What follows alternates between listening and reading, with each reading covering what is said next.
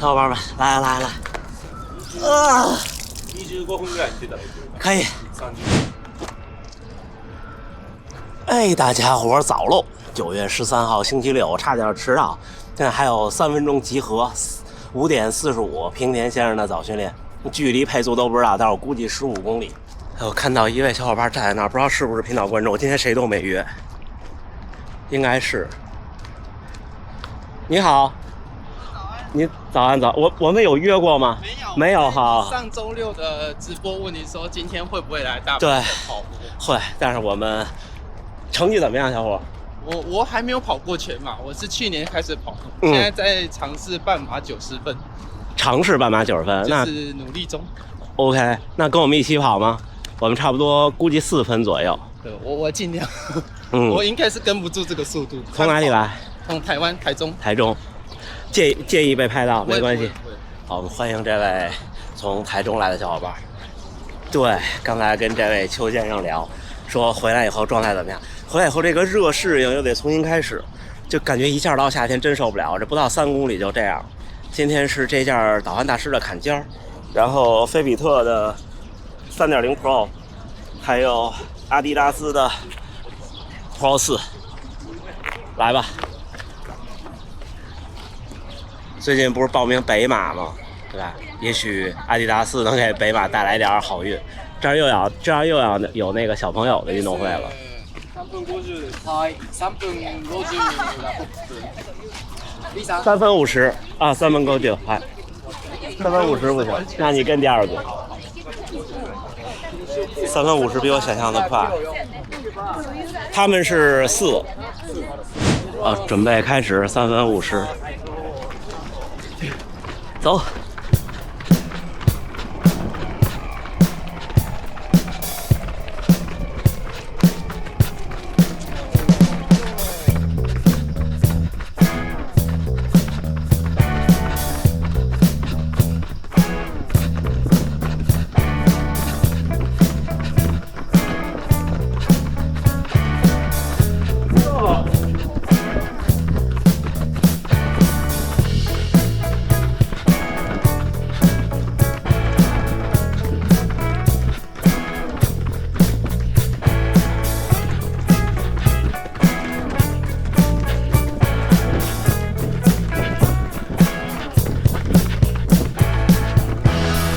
3分47第1公里。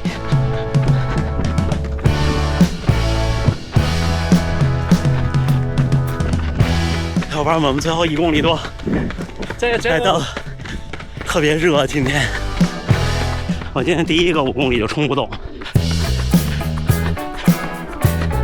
，3公里开始，差不多心率就170以上了。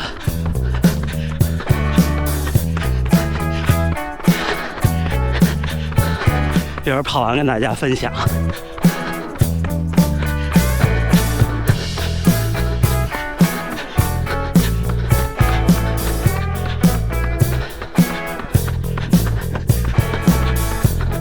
我争取用马拉松配速跑完最后这1公里多一点。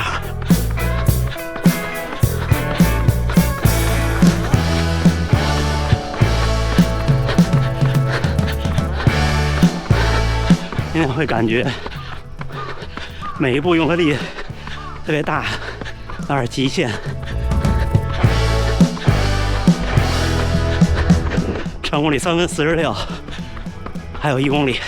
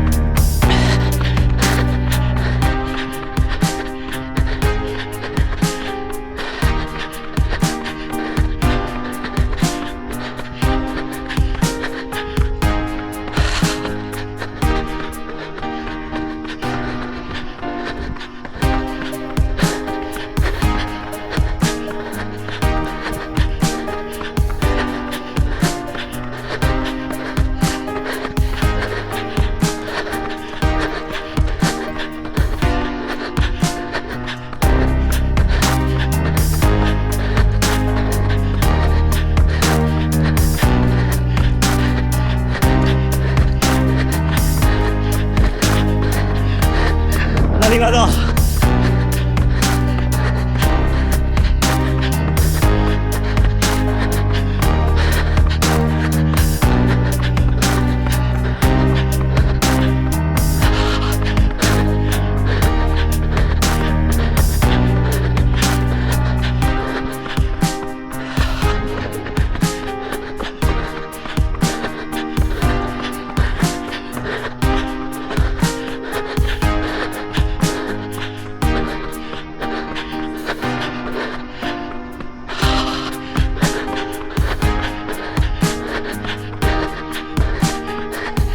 到，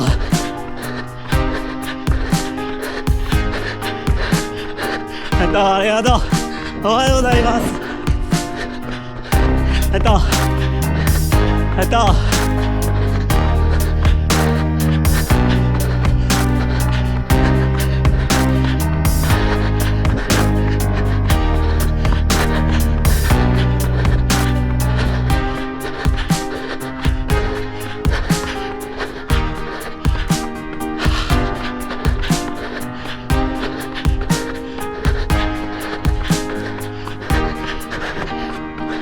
还有100多米。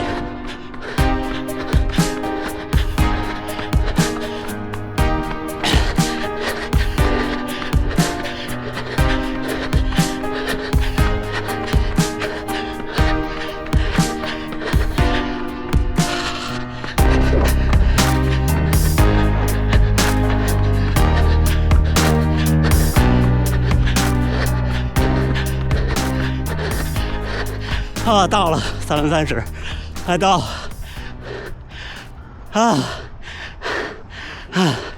对，我今天是强度课，今天是周6。从哪儿来？从北京。北京。我来旅游的。刚来吗？来几天了？前天下午到。哎，前天下午到，哪天走？太位太好了。哪天走？明天就回北京了。对。nice。多少公里？15。太快了，你们。嗯。小伙伴们，来！25分ぐらい出たら可以。30分。来，小伙伴，大家好。您怎么称呼我都没请教您贵姓？彭先生啊，对。来玩。哎呀，我有一点泪笑，真有一点泪笑。没关系，特别好。哎，小伙伴们，今天冲了双份的无糖电解质，15公里，57分22秒，平均配速3分49。我们计划是3分50，还可以，但是中后期有几公里有点掉，平均心率173，最大188，步频206，触地时间187毫秒。今天的左右平衡是50-50哦。步速损失百分比2.3%，步幅1.27米，垂直振幅7.9%，垂直振幅百分比5.9%，累计爬升52米。看看几圈，第1公里平均心率就159了，第1公里3分47，第2公里3分51，第3公里3分50，第4公里3分44.87，就应该会手表会显示3分45，第5公里3分47。第6公里3分46，第7公里3分52，第8公里3分54，第9公里3分52，第10公里3分51，第11公里3分57， 12公里3分52， 13公里3分53。这几公里跑的整体感觉都不太好，大家感觉今天都很累。今天不光我们组，别的组看着也很累。就是最后一个，就是我的最后一个，就回到这儿的第2次是10公里结束。然后最后那个5公里的时候，后边的组的小伙伴就已经有被落下的了。第14公里3分46，最后1公里3分30。就是你看平均心率173，对我来说跑这种课不高，在夏天，但是热适应其实是个很微妙的东西。就是经历了南半球的10天的冬天之后再回来，明显感觉不行了。所以这次去悉尼没有怎么准备，比赛到后边状态依然挺好的，但是你要从冷到热就不行，从冷到热真的不行。等我估计热适应过台以后，这边天也开始逐渐凉快了。今天就已经其实没有那么热了，昨天晚上大阪下一场巨大的暴雨啊，对，就是最近大家看我说，哎，你心率比平常高，比平常喘呀，就是这个原因，就是体感的原因。其实你看主要的数据没有很明显的差异，对不对？没有非常明显的差异。前段时间那个感冒对我来说其实不算什么，就1-2天就过去了。但是我一直没看见一开始碰见那位台湾来的观众，对不对？田中先生差不多13公里的时候慢下来了，可能他的伤还是有一点点不好。就是我们跑步就是在和伤病对抗，马拉松长跑到什么时候它都是个极限运动。极限运动有的时候不太适用于一些特别科学的事情，不太适用于极限运动。但是很多北方的小伙伴基本上已经开始到赛季了，对不对？到赛季了，这段时间就得调整，就得准备。一般受伤是什么时候容易发生呢？很多小伙伴会认为受伤是没注意抻了一下、拧了一下，其实不是这样的，就是你一个持续的强度的时候，在某一次训练的时候，可能突然发现，哎，这儿还有点疼，但是呢还不影响运动，然后这疼痛就得持续大概一段时间，慢慢它能好。大多数这种伤慢慢能好。我这个右腿后侧这儿现在还是会有不适，但是已经比去悉尼之前在悉尼马拉松的时候要好多了。那就是你就慢慢的这么去调整。至于说训练的逻辑，我觉得就我们这种训练，周六这种，大家今天看我的这个训练，每周六基本都是这样，对不对？这种训练其实在什么时候对跑者的马拉松成绩的提升都是最有效的可能之一吧，这算是第一梯队。而像我们周3那种强度的间歇，那个对马拉松成绩的提升算是第2梯队。为什么？因为大多数人的马拉松成绩并不是因为绝对速度太低，就是还没有需要绝对速度那件事儿。其实我从241到238是需要绝对速度，所以我才跟大家分享那一年和大家去拉自己的绝对强度，对我的帮助非常大，对不对？但是很多小伙伴其实面临的是30公里之后掉速，然后肌肉耐力不够，抽筋儿，这些像今天这种训练是最有效的。行吧，喝点水，然后我们准备回家。哎，小伙伴们，又冷身了不到3公里回家。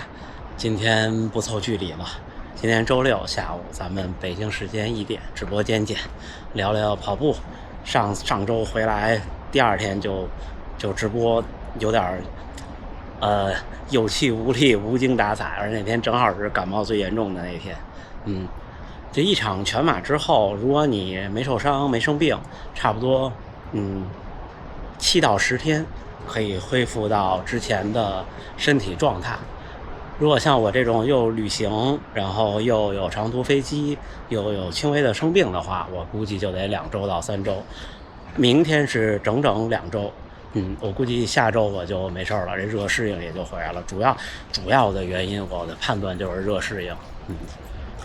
这回来第1天下了飞机，我们回家的路上都不行，喘不上气来。哎呀，今天3壶水，1500毫升，然后吃了一个之前留下的 CIS 的那种等渗胶，80多千卡，差不多就是今天这一场训练。这种训练完了以后，其实会一方面是对身体的影响，就是不叫影响，进步会比较大；另一方面是心理的进步会特别大。真心话，它比你顶几个间歇心理的建设还要有用。